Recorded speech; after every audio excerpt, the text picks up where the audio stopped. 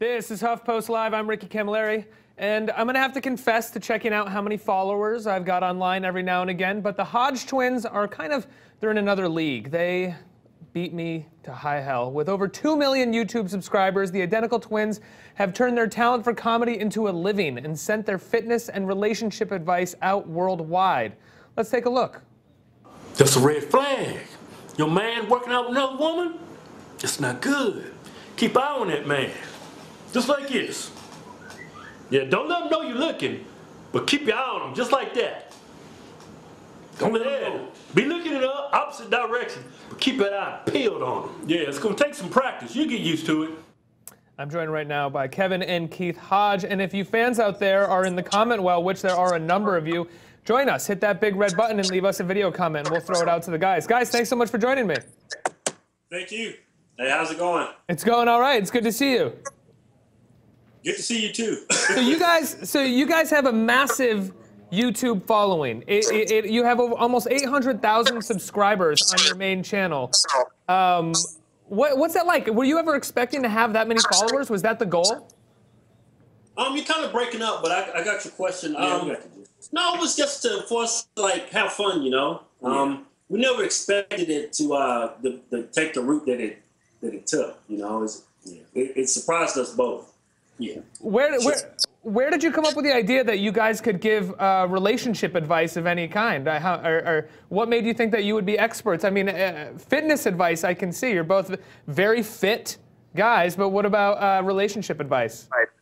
Well, it was all from our subscribers. They were sending us emails because we had a pretty successful channel called Hodgetwins where we just talked about current events, and we moved into the fitness arena, and everybody was always emailing us and saying, hey, you guys should, start an advice channel.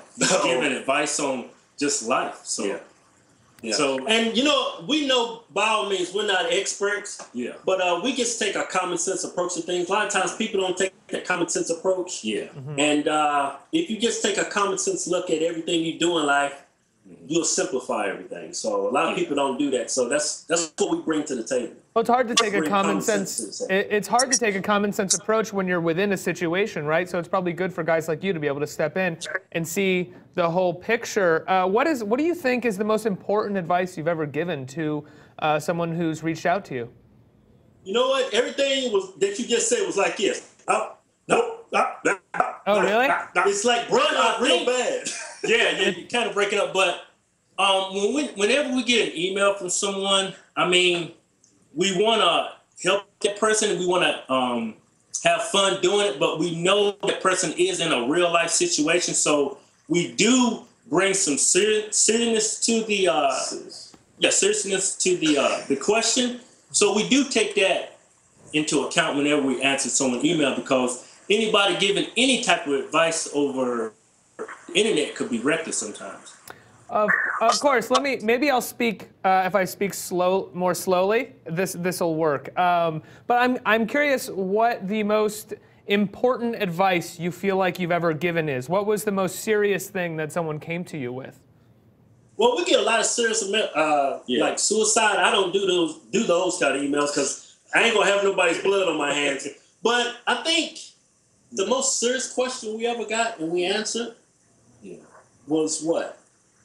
I would say, oh man, you remember that one? That was the one where we got an email from a guy, and he said he was going through his dad's cell phone. Oh God! And he determined after looking at those messages that his own father was sleeping around with his older brother's, fiance. So he asked us what he should do. Oh. Yeah, so I would say that was the most important because that could turn deadly real quick. Yeah. What advice did you give him? I can't remember. So it was incredibly so important to the fact that you can't remember. Now you guys at this point have developed catchphrases. It's unbelievable. You're just two normal guys, but now you're YouTube celebrities who've developed catchphrases. Throw out some, and how have you guys come up with these? like the one that's do whatever the fuck you want to do, that started on our fitness channel, right? Yeah. And when we started our fitness channels, we were more serious. We didn't joke around at all. Right. And then we did this video. We put our heart into this video, right? And then we started looking at the comments, and everybody's talking shit, saying, "Oh, you know what? That's horrible advice. You just ruined all your credibility with this one video." Then I said, "You know what? From now on, at the end of my videos, I'm gonna tell everybody this is just advice. You just do whatever the fuck you want to do." You know what I'm saying? And you know what? The same day we did that video was because when we first started, we would look at the reaction we was getting from the people who follow us, and we was kind of upset, so we did a rebuttal video to that video, and that one catchphrase came out of nowhere. We didn't plan or anything. Any of our catchphrases, we didn't plan or just something we said and people liked and people took the heart with it. It was catchy. Yeah. We actually have a video comment right now coming in from one of your fans. I want to play it. If you can't understand it, I'll slowly say it back to you guys. I know there's a bit of a connection issue at the moment. Here you go. This is from Lewis Bones. Hey Keith, hey Kevin. My name's Lewis. I'm from the UK, from London. Just a quick question. I've kind of hit a plateau at the moment of about 150 pounds. I'm always in a calorie surplus, but I never seem to gain any weight. Just wondering if you guys had any advice. Cheers, bye. Did you guys get that? Yeah, I got it. No, okay. It sounds a lot better now. Yeah. If you're not gaining any weight when it comes to getting bigger and stronger, if you're not, the reason why you're not gaining weight is because you're not getting enough calories. I know you say you're in a caloric surplus. If you're not seeing any progress, you're not gaining weight, then you need to lift those calories higher. Yeah. If you're not gaining weight and you say you're at a caloric surplus, guess what? You're not getting enough calories to be in a surplus. You need to eat more calories. Yeah. What kind of calories should a person eat? Because I think someone would hear that and go, "Great, I'm going to go buy a bag of Cheetos." There's got to be certain kinds of calories that you should eat. Yeah, I mean, you got protein, you got fats, you got carbohydrates. Waters are very important as well. It's different for everybody. You know what I mean? And I cannot sit here and tell you eat a certain percentage of protein, this percentage of carbs, this percentage of fats in your diet, and you're going to get this kind of results. Everybody's metabolism is different. For me to sit down and tell somebody exactly what they need to eat, I need to sit down and talk to them for hours and work with them for weeks to nail down exactly what they need to reach their fitness goal. So that's a very difficult question to ask. Yeah, what might work for someone might not work for the next person. Yeah. So everybody's different. We got another fitness question coming in right now from one of our viewers, AJ Roberts. It's probably actually one of your viewers who's jumped on. Just want to say that. AJ Roberts, what are your thoughts on carb backloading for muscle gain? Example, protein plus fat-based meals before training, then get carbs in the evening. Big fan of your channel. Keep up the good work. Alex from Wales, UK. I don't know what any of that meant, to be honest with you. Carb backloading, all carb backloading is this. Your diet before you work out, which is typically around 4 p.m. in the day or a little bit later, before you work out, everything's just protein and fats. Yeah, you're not taking in any carbohydrates. The carbohydrates that you are taking is more like something like from vegetables and stuff like that, like green leafy vegetables. Yeah. And then after you work out, after you lift weights, then you get your carbs in, and you can eat as many carbs as you like. I mean, if you're seeing progress with that, then great. I know there's pro bodybuilders that use that philosophy, and they have great results with it. I mean, all I can say is this: give it a shot. It doesn't work for everybody, but it may work for you. Mm-hmm. Yeah. I have a question about my own personal fitness. That being, I'm not out of shape necessarily. I'm not tone though. How do I get tone, maintain muscle tone, while at the same time maintaining my relationship with drinking and burgers and snack foods? You can do all of that. You can eat whatever you want. That sounds amazing. Yeah, but this is the thing. You got to stay within a certain amount of calories. Yeah. If you want to lose weight, then you only can get a certain amount of calories. You can eat whatever you want. It could be cheeseburgers. It could be pizza. It could be whatever.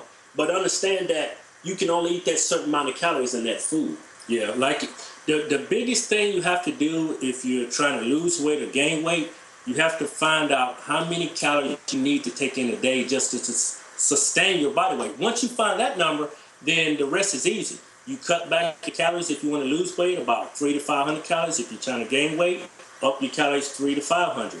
If you don't see any progress, then you need to cut those calories back more, or you need to count your calories a lot better. Yeah, but again, you can eat whatever you want. It could be donuts. Yeah, like we eat. I love donuts. Fried chicken.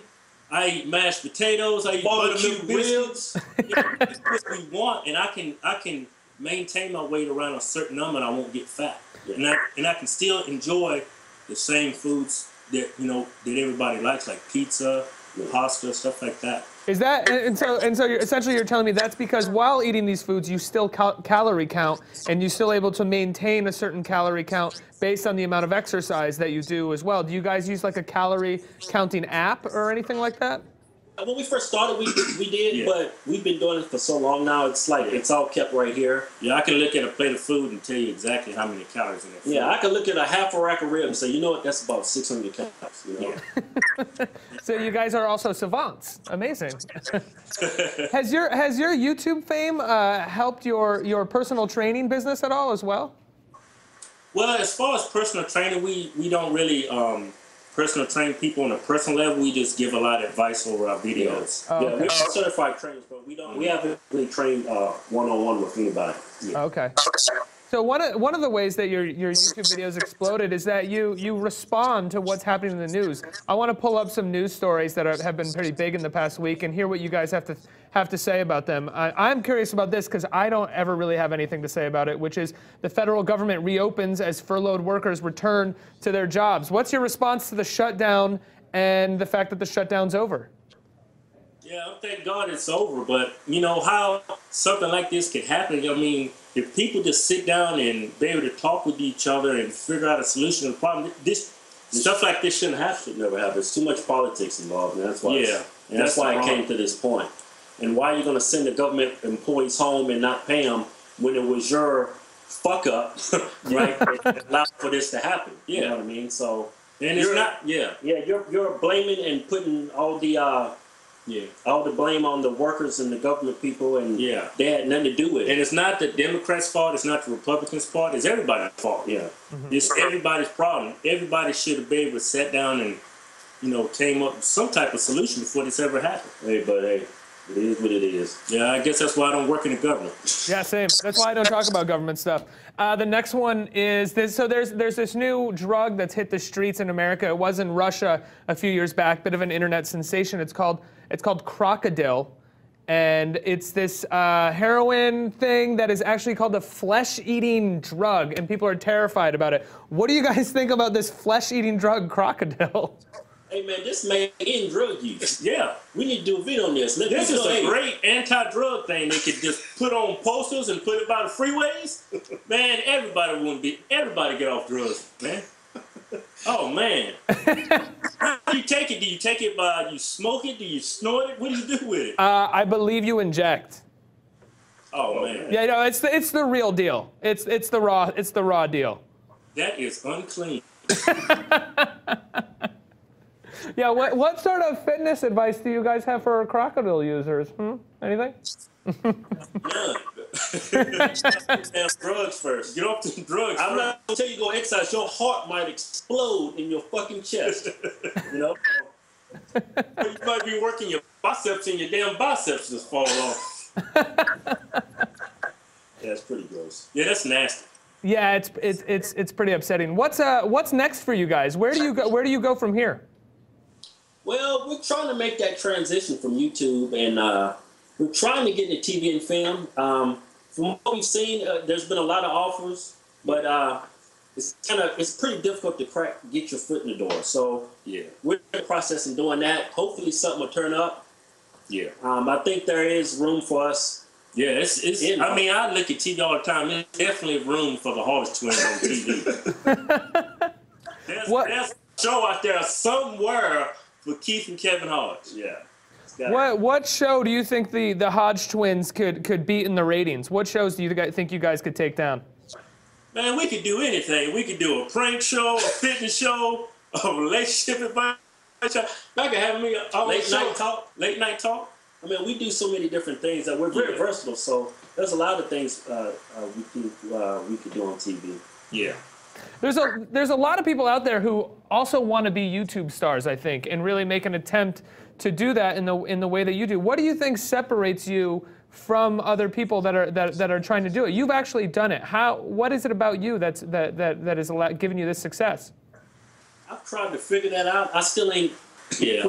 The main thing you have to do is you have to stay up to speed with trending things. I mean, if you're talking about popular things that's happening in the world, and people are going to be doing searches on YouTube and they're going to come across your video, but then when they watch your video, they have to like what they see. If they like what they see and you're getting out in front of many people, then you should be fine. But if you having a problem where when you're talking and you're doing these things on current events and people are coming across your videos and everybody's pretty much telling you I want to kill you, then this might not be for you. Yeah, you have to be unique.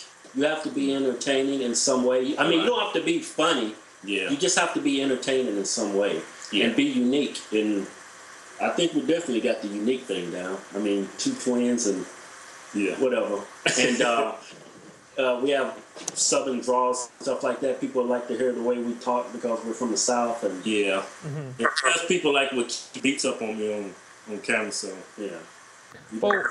Well, one last comment or question from one of your viewers who's joined our comment. Well, this is from Finn Swede. Hey, Hodgetwins, should I do cardio first to lose weight and then after that start strength training to get some gains?